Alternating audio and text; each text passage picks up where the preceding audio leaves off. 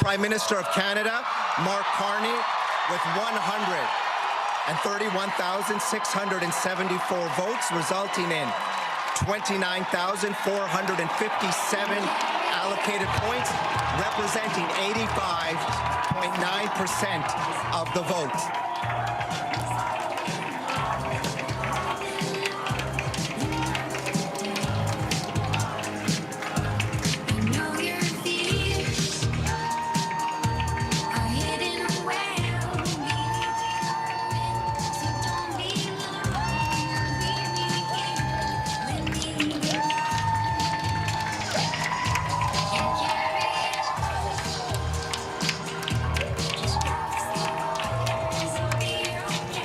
And there you have it, the announcement of the Liberal Party's new leader, Mark Carney, on a decisive first ballot win, garnering almost 86% of the vote.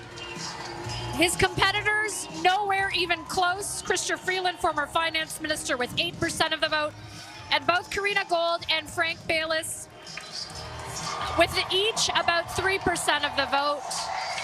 And this is Mark Carney now shaking hands with his supporters. We do anticipate we'll hear from Carney tonight. Mike LeCouture, our senior political correspondent, is amidst the crowd as they celebrate their new leader on the floor. Mike, can you hear me? I'm going to send it over to you. What's it like there? Yeah, Vash, certainly jubilant. I think when everybody heard where Chrystia Freeland placed, they started to do the math and start to understand what was happening here. And certainly the eruption of applause on the floor here. And you see a lot of these signs now with Carney popping up around everybody, with a lot of screams, of course, and really excited and invigorated now when you consider where they're going to be now. And that this is a very strong mandate, overwhelming, as you had said as well. And certainly the excitement on the floor is palpable. Vashi? Thanks, Mike. And we'll throw it over to the stage where Mark Carney's daughter, Cleo, will introduce him.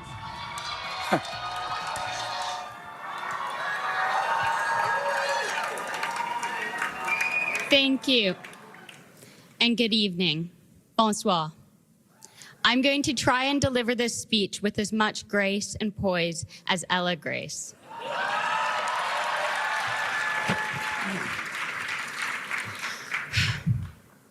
I, too, am introducing my father tonight because I want Canadians to understand what kind of a man he is.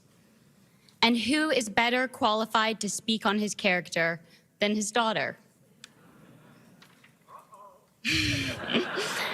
My father is, to his core, a man of commitment.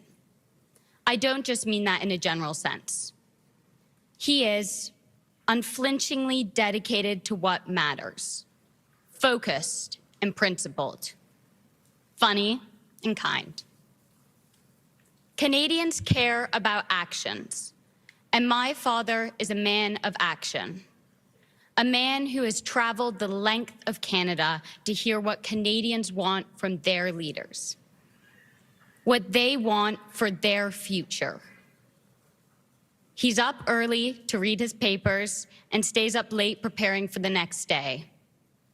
He has taught me the importance of always putting in the work. But you can work hard all you want. If you don't have a solid foundation, there's nothing to build on. And that's what I really want to share with you tonight, the foundation that makes my father who he is. He is unwaveringly supportive of the things he cares about. Every year for our birthdays, he burned us CDs, and somehow they were good. Sometimes now, when we don't know what to get, nothing to come without hard work, and he is always ready to work hard.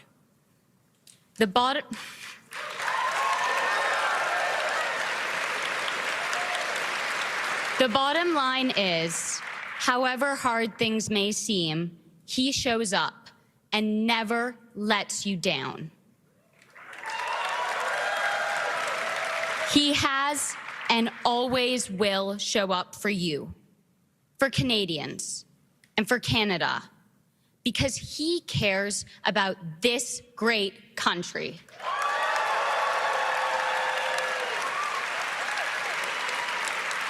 Now, my father, your new Liberal leader, and the 24th Prime Minister of Canada, Mark Carney. Merci.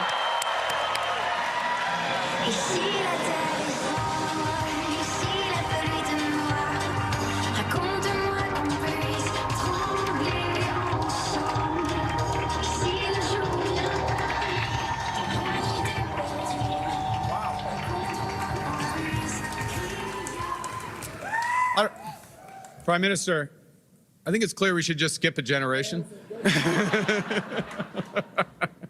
Alors, bonsoir tout le monde. Wow. This room is strong. This room is Canada strong. Thank you, Cleo. Thank you, Cleo. And to my wife, Diana, our children, Cleo, Tess, Amelia, and Sasha. Without your support, I wouldn't be standing here.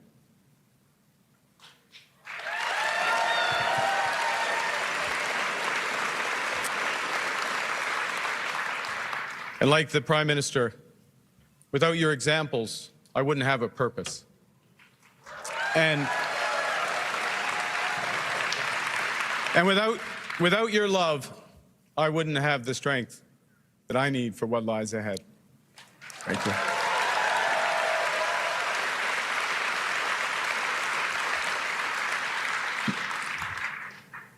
Mr. Chrétien, you still know how to energize the Liberal Party supporters like no one else can do it.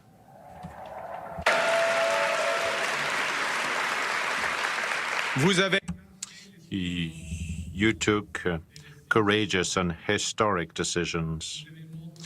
You showed our allies that Canada will always stand up for what is just and fair.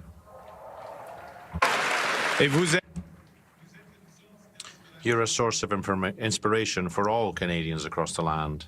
Say that you inspired my family to become Liberals, including my father to run as a Liberal candidate in Alberta in the 1980s. Some elections are tougher than others. And you inspired me. You inspired me over the years. And now to have an opportunity to continue your tradition of fiscal responsibility, social justice, and international leadership.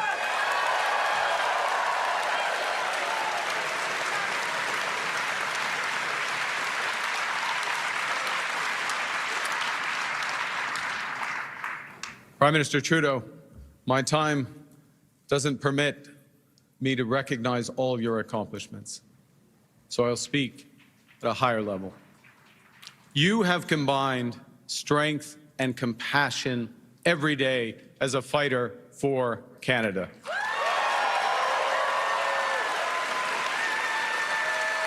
You have led us through some of the hardest challenges that this nation has ever faced.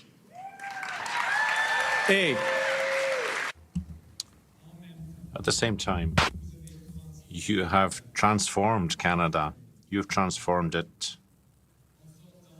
You've lifted hundreds of thousands of kids out of poverty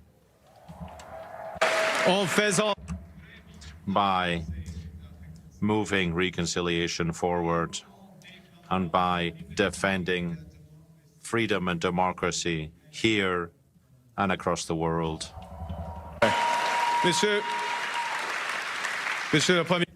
Prime Minister, I think I am speaking for everyone here when I thank you for your hard work. As Ella Grace said, your hard work, for your leadership, and for your service to our great country. Me the greatest honor possible, which is to serve as your new leader. Thank you. Et merci, merci. I'd like to thank the tens of thousands of volunteers across the country who have devoted themselves to rebuilding our country and to giving back hope to our country. I pledge to you and to all Canadians that I will follow their example. I will work day and night with one purpose, which is to build a stronger Canada for everyone.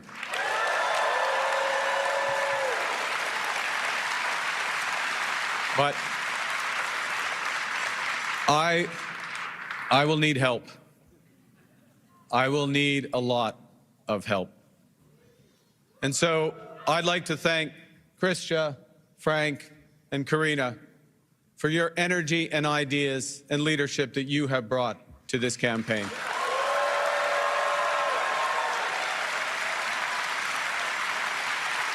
And I would like also to thank those ministers who remained in their posts to serve Canada directly during this time of great peril.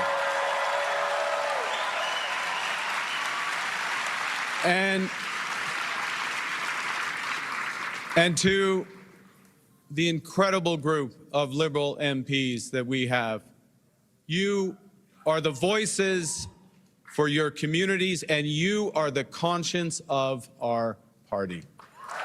Thank you for your service. Now, to give a sense of that service, I'm going to quote from a message that I and Chrystia and Karina and Frank, the four of us, received from someone called Bob Zettel. Now, Bob, full disclosure, I know the leader of the opposition's into full disclosure, so I'm going to, full disclosure. Full disclosure, just want to get this on the table. Bob goes to my church. Actually, I go to Bob's church because he goes there a lot more frequently than I do. Anyways, point is, Bob wrote to the four candidates, and he said, I quote, "Right now, everyone sees the main threat as the Trump tariffs.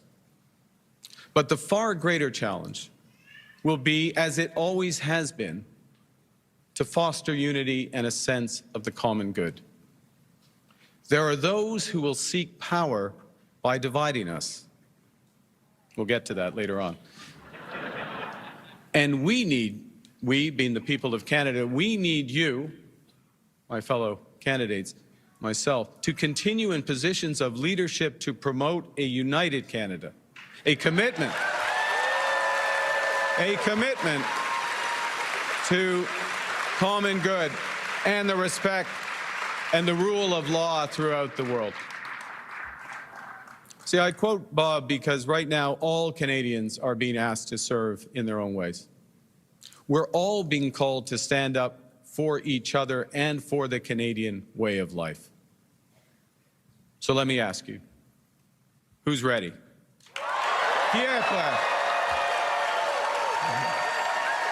Who's ready to stand up for Canada with me? 100%. Yes. Yes. Yes, Canada. Yes, Canada. The Liberal Party is united and strong and ready to fight to build an even better country.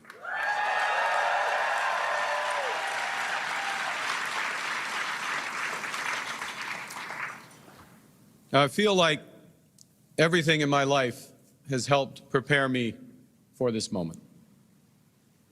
2 months ago, I put up my hand to run for leader because I felt we needed big changes, but big changes guided by strong Canadian values. The values I learned at the dinner table from my parents, Bob and Verly, and my 3 siblings, Brenda, Sean, and Brian. Values that I learned at the hockey rinks of Edmonton from my coaches, such as Stormin Norman Lee. He exists.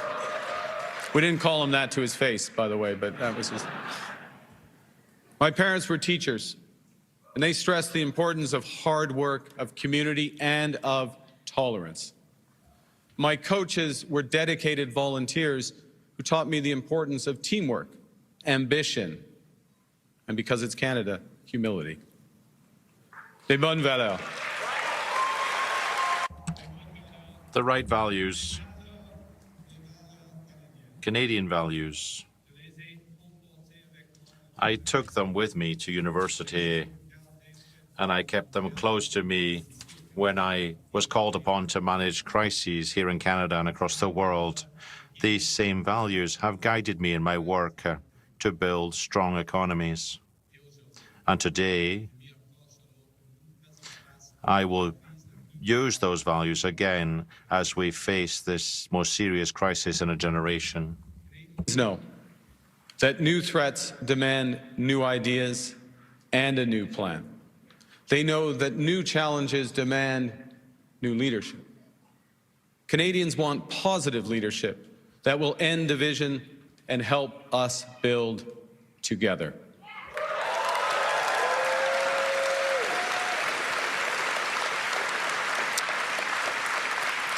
And to respond, my government will put into action our plan to build a stronger economy, to create new trading relationships with reliable trading partners, and to secure our borders. Pour être clair, Now, to be clear here, this will require change, big change. But I know that Canadians are ready. They've told me so across the country. People want change because they're concerned. They're concerned about the cost of living and the housing crisis as well. They're worried for the future of their young, their kids. They're worried about the future of Canada in the face of President Trump's threats and a more divided and dangerous world. now, I am a pragmatist above all. So when I see that something's that's not working, I will change it. So my government will immediately eliminate the divisive consumer carbon tax on families and farmers and small and medium-sized businesses. And we will stop the hike in the capital gains tax because we think builders should be incentivized for taking risks and rewarded when they succeed.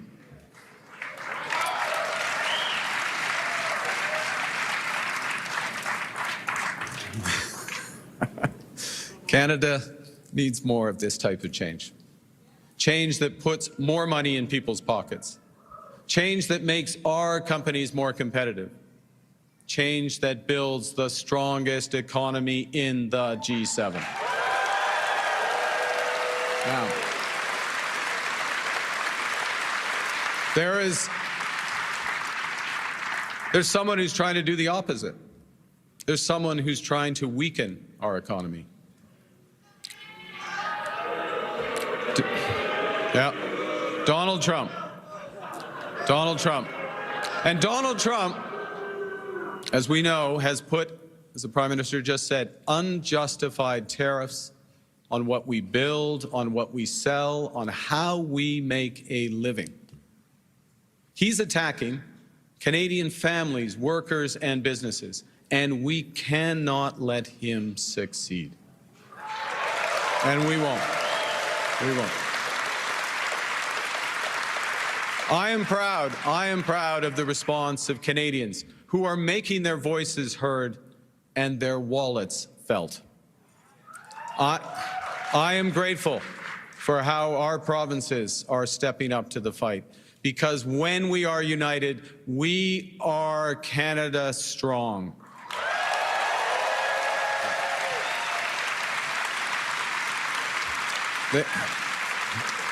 The Canadian government has rightly retaliated and is rightly retaliating with our own tariffs that will have maximum impact in the United States and minimum impact here in Canada. And my government will keep our tariffs on until the Americans show us respect.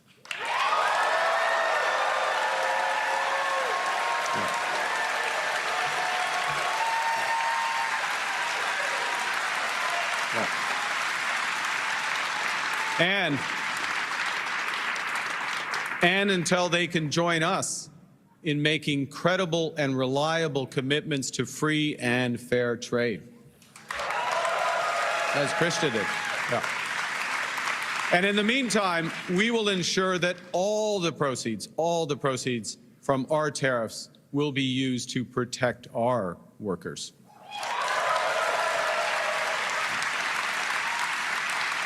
Now, the Americans, they want our resources, our water, our land, our country even. Never. Think about that for a moment. That will destroy our way of life. We want our resources, our water, our land, our country. Think about it. If they succeeded, they would destroy our way of life. In America, healthcare is a big business. In Canada, it is a right.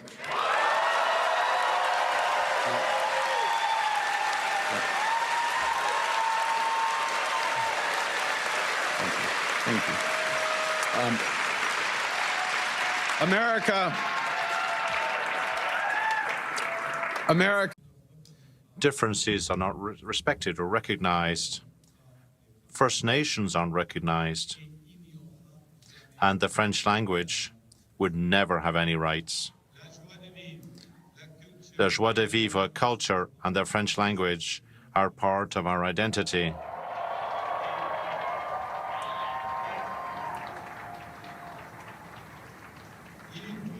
And we must protect that. We must promote that as well. We'll never give them up for any trade agreement. No. Look, Canada,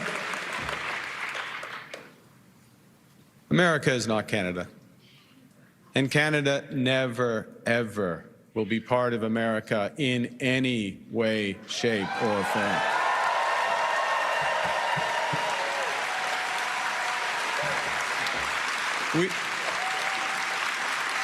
Look,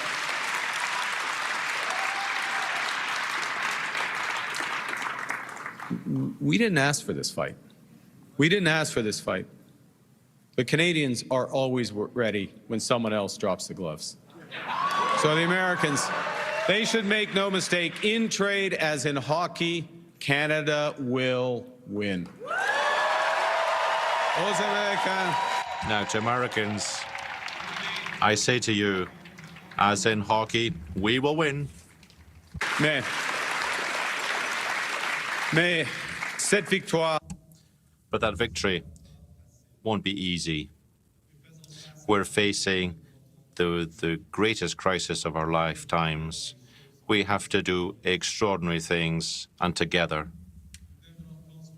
We have to build things that we've never imagined we would have to do at a pace we would have never believed possible. And above all, we must place people above money.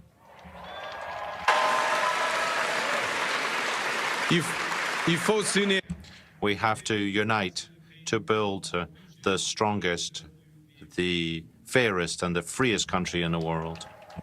Now, Donald Trump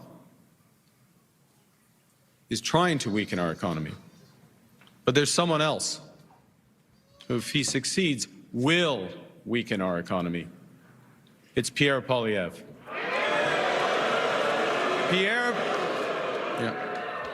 Pierre Poilievre just doesn't get it. He is the type of lifelong politician, and I've seen this type around the world, a lifelong politician who worships at the altar of the free market despite never having made a payroll himself. And now, in the face of President Trump's threats, Pierre Poilievre still refuses to get his security clearance. At a time when our national security is under threat as it has never been before. At a time of immense economic insecurity, he would undermine the Bank of Canada. Monsieur Poilievre, Poilievre has called for the shutting down of CBC at a time when disinformation and foreign interference are on the march. He insults our mayors and ignores the First Nations when it's time to build. He intends to put an end to international aid when democracy and human rights are in danger across the world. And he will also allow our planet to burn. Poilievre would let our planet burn. This is not leadership. It's ideology. It's ideology that betrays what we as Canadians value, each other. It's an ideology that also represents a fundamental misunderstanding of how the economy works. Now, unlike Pierre Poilievre, I've actually worked in the private sector. I know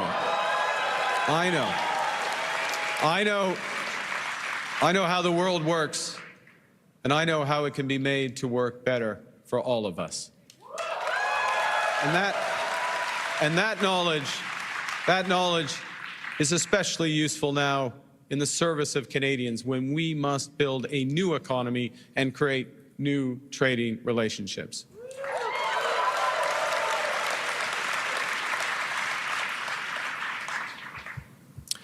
Let me tell you something else that we know that Pierre Poilievre doesn't. We know that markets don't have values, people do. And we know as Liberals that it's our job to make markets, to make the economy work for all Canadians. These are the most powerful tool we've ever invented. They can find solutions to our greatest problems. And when the private sector, when the markets are governed well, they deliver great jobs and stronger growth faster than anything. But markets are also indifferent to human suffering, and they are blind to our greatest needs. So when they're not governed well, or not at all, they will deliver enormous wealth for the lucky few and hard times for the rest. And in this crisis,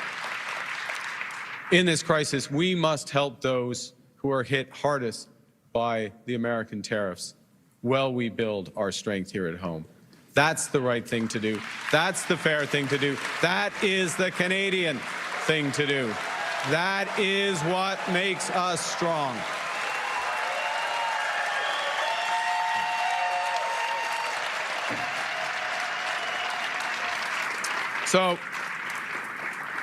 So Donald Trump thinks he can weaken us with his plan to divide and conquer. Pierre Poilievre's plan will leave us divided and ready to be conquered. Because a person who worships at the altar of Donald Trump will kneel before him, not stand up to him.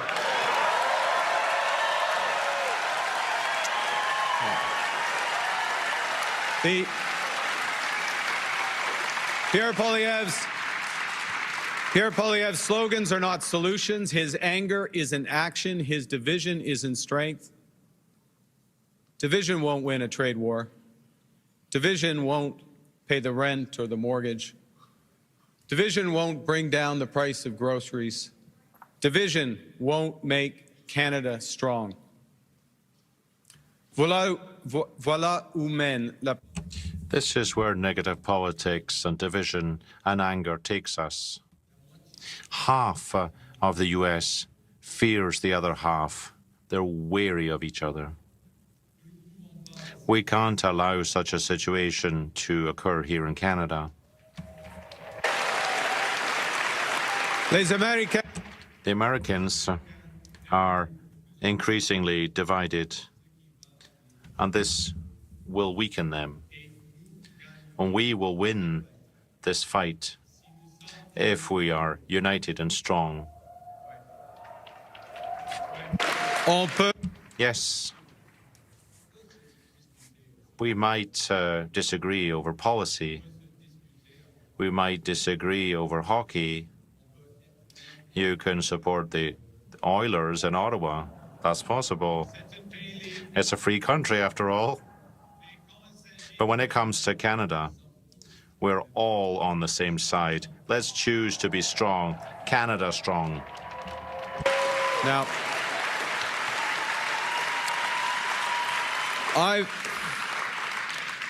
I've learned a few things from long experience in crises.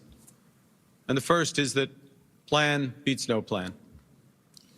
And you need to distinguish what you can change from what you can't. We can't change Donald Trump. Can't change him. Nous devons comprendre ce que... But we have to understand what we can and we must change. We are masters in our own house. And we can. And because we're masters in our own home, we can control our economic destiny with a plan that puts more money in your pockets. A plan that will ensure your government spends less so Canada can invest more. A plan that builds millions of homes. A plan that makes us an energy superpower in both clean and conventional energy. A plan that creates new trade corridors with reliable partners. A plan that creates one Canadian economy, not 13. Because in Canada, we are stronger when we're united. We can give ourselves far, far more than Donald Trump can ever take away. But it will take extraordinary efforts. It won't be business as usual. We will have to do things we haven't imagined before at speeds we didn't think possible. We will do it. We will do it for the common good so that everyone benefits.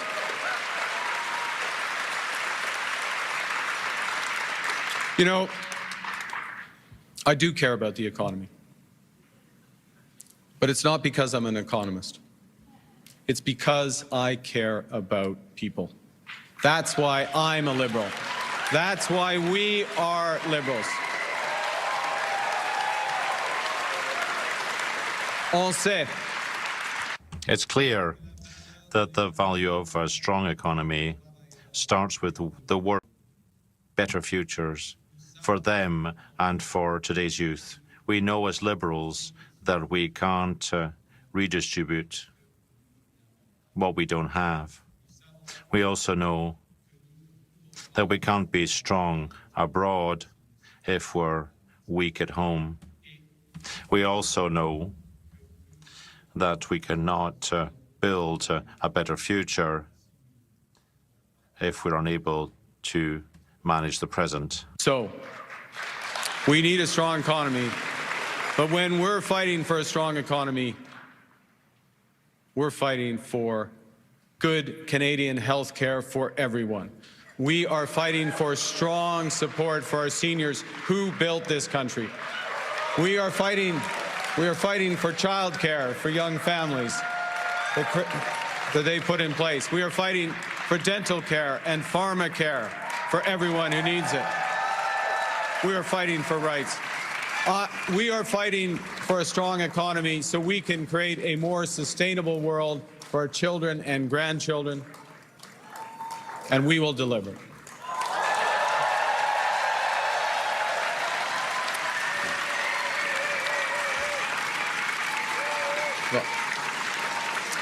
Thank you.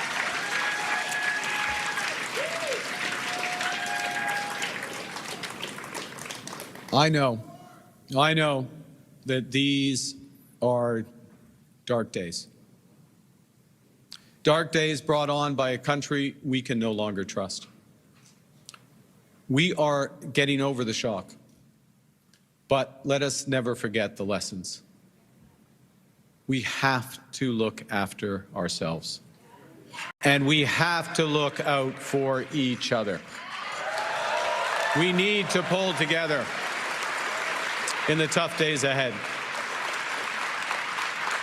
And so, to those families watching this evening in Fort Smith, in Edmonton, and across every community in Canada, I promise you this.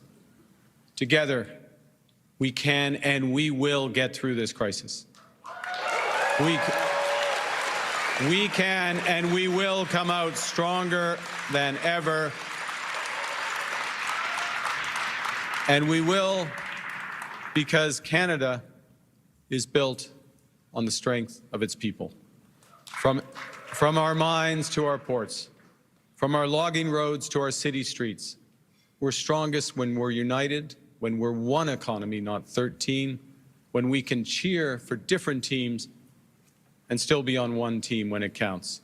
When we come together, we build things that last because we are Canada strong. Vive la Canada. Merci tout le monde.